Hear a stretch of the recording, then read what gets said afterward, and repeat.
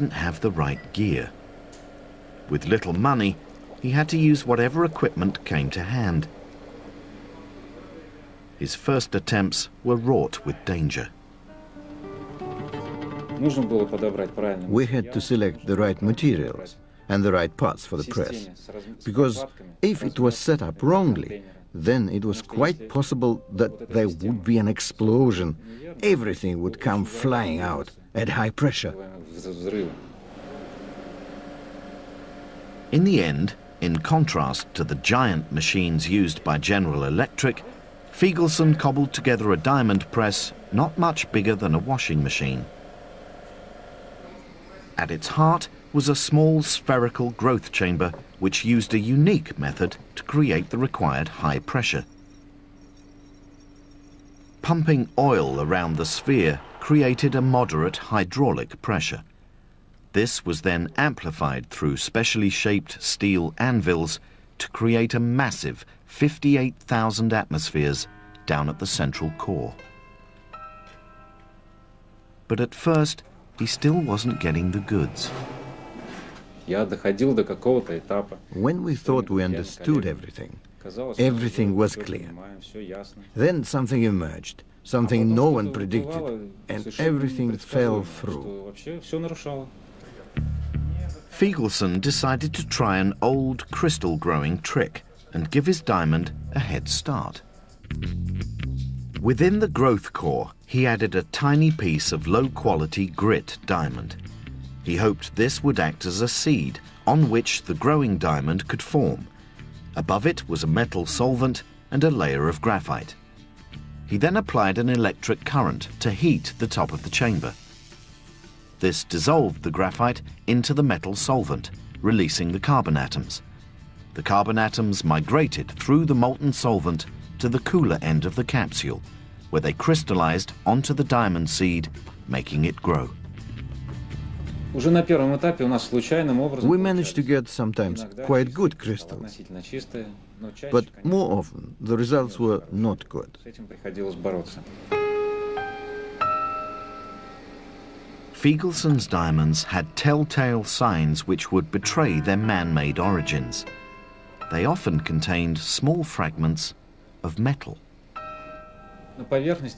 It was clear to us that we had to refine the chemistry and stabilize the heating process as much as possible. Feigelson eventually discovered that by controlling the critical temperatures within the growth core in a very precise manner, he could dramatically improve the quality of his diamonds. His diamond growing technique was still not consistent, but Feigelson had realized his dream.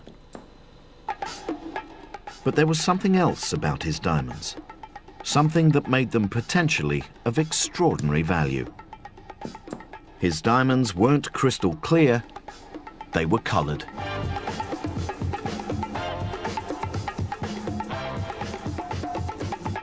When we got our first good crystal, we were naturally absolutely overwhelmed.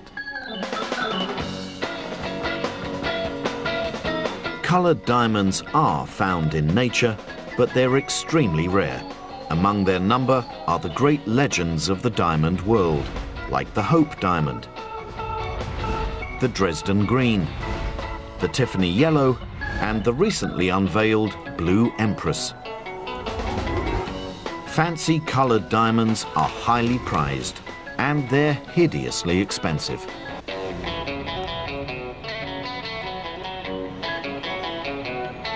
Only the finest jewelers stock natural colored diamonds. Jeremy Morris has been in the family business for 20 years. Wealthy people are the market for vivid and fancy intense colored diamonds. It's not for the average person. The prices are prohibitive, unfortunately.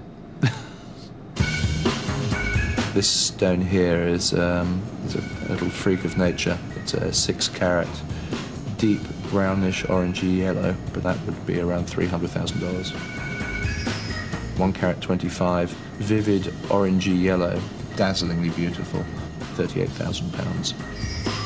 We have here a 25 carat light pink, $1.5 million ordinary sofa.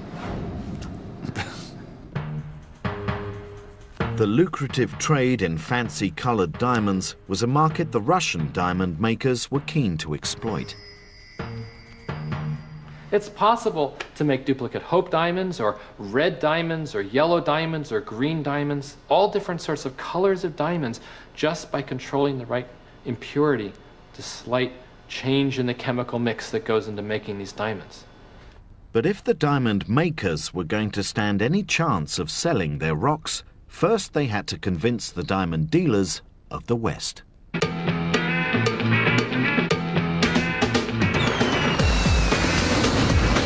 Every year, Las Vegas hosts one of the world's largest gem fairs, where thousands of dealers sell their wares to jewelers from around the world. In 1999, colored synthetic diamonds coming out of Russia were showcased here for the first time. Just today we had here at the show a large selection of synthetic diamonds presented and showed to us in a variety of fancy colors. You're talking about blue stones that look like $100,000 per carat stones. Very nice stones. Lured by the dream of fabulous wealth, diamond labs had sprung up all over Russia. As a middleman for synthetic diamonds, Alex Gryzenko had been drawn to Vegas. For the last several years, we've been looking at what the potential market could actually be. Today, the market is truly in its infant stage.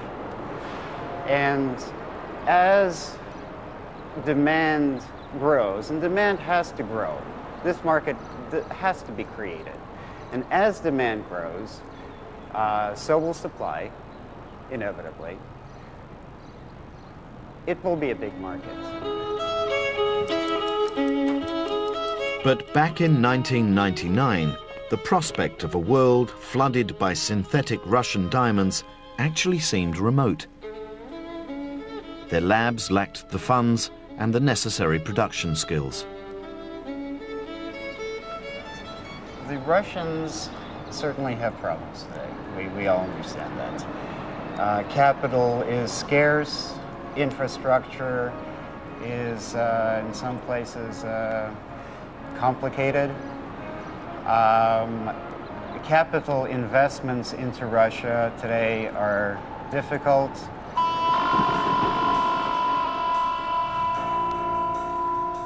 But a chance meeting was about to change all that. Like something out of a James Bond movie, a Russian scientist made a cautious approach to a former US Army general. It was to be a fateful encounter. I was in Moscow on another project developing an electronic security device, and one of the scientists on the project asked me whether or not I was interested in diamonds. And I said, well, I'm an entrepreneur, I'm interested in most anything.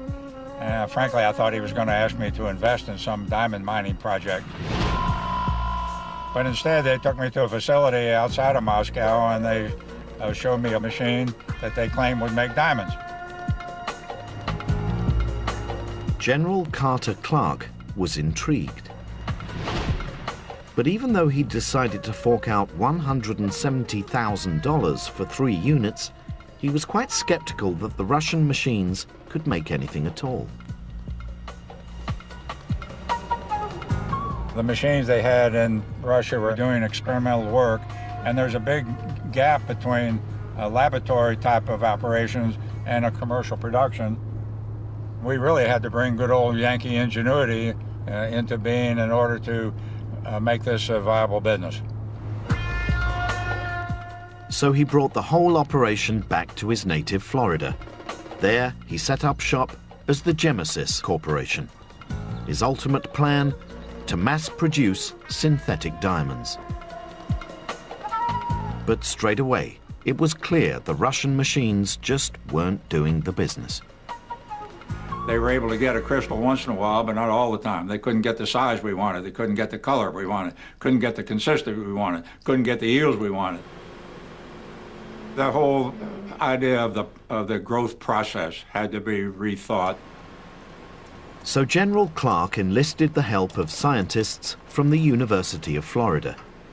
Dr. Rob Chaduka identified the problem: too much human intervention. When the machines initially came over, one of the large problems were they were manually operated.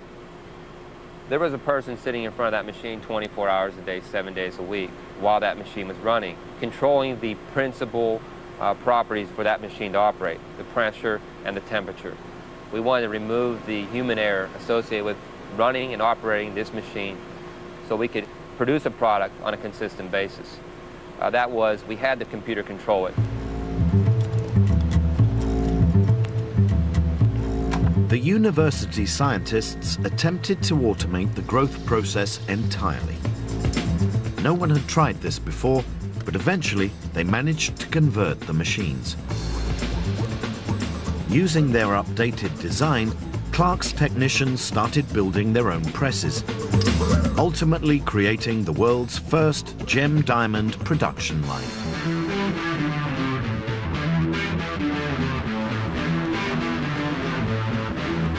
Each of his 23 machines could then be prepared and loaded in minutes. Now it was a simple case of pressing start and waiting for the machine to do